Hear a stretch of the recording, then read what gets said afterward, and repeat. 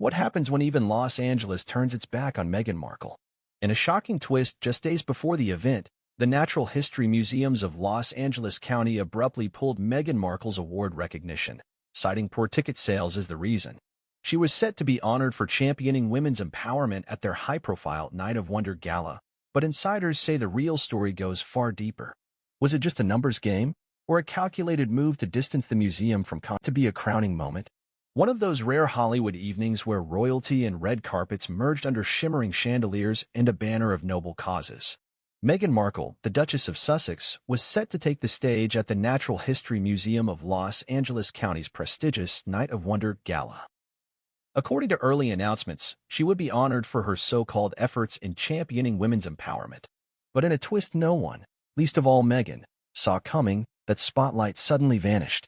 The museum abruptly withdrew the planned recognition just days before the event, sending shockwaves through elite circles and prompting a wave of speculation. The cause? Low ticket sales. That was the official reason, at least. But what really happened? On paper, this should have been a flawless match. A beloved historic venue, a charitable theme, an A-list guest of honor. And yet, beneath the surface, things were quietly unraveling. Behind the velvet ropes and curated Instagram posts, murmurs of trouble had been brewing.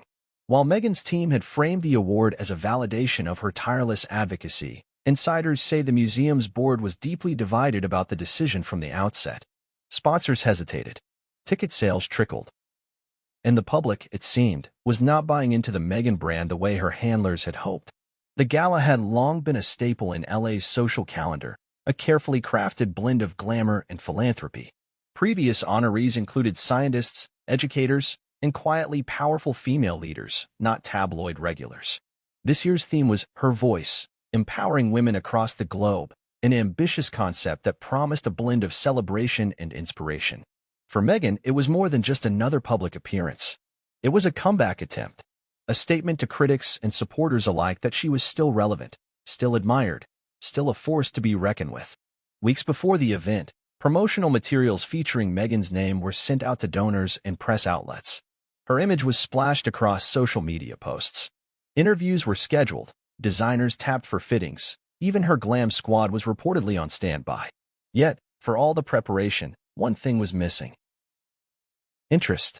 Even among progressive circles in LA, usually fertile ground for celebrity-driven activism, enthusiasm seemed muted. By the final week before the gala, organizers faced an uncomfortable truth. Not enough people were willing to pay to see Meghan honored. That's when the internal debate began to reach a boiling point. Some on the event committee pushed to move forward regardless. They argued that it was a temporary slump, that a last-minute PR push might save face. Others saw the writing on the wall. According to leaked messages between staff, there were concerns that the event could turn into an embarrassment for the museum's brand. "We can't risk having a half-empty room with photographers," one message allegedly read. Another insider claimed that private donors, whose names had not been made public, quietly pulled out, requesting their contributions be redirected elsewhere. Faced with mounting pressure, the museum made the decision to quietly strip Meghan's name from the program. The gala would go on, but without the royal centerpiece. A brief, carefully worded email was sent to the Duchess's team stating that programmatic shifts and logistical constraints had necessitated a restructuring of the night's agenda. It was vague. It was polite. But it was final. What happened next was not polite. Sources close to Meghan claimed that she was devastated and furious beyond belief.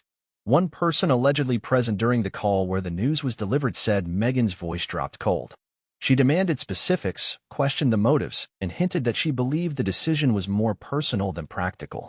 "She doesn't take public rejection well," one former staffer later told a British tabloid. "Especially not when it's something that's supposed to celebrate her image."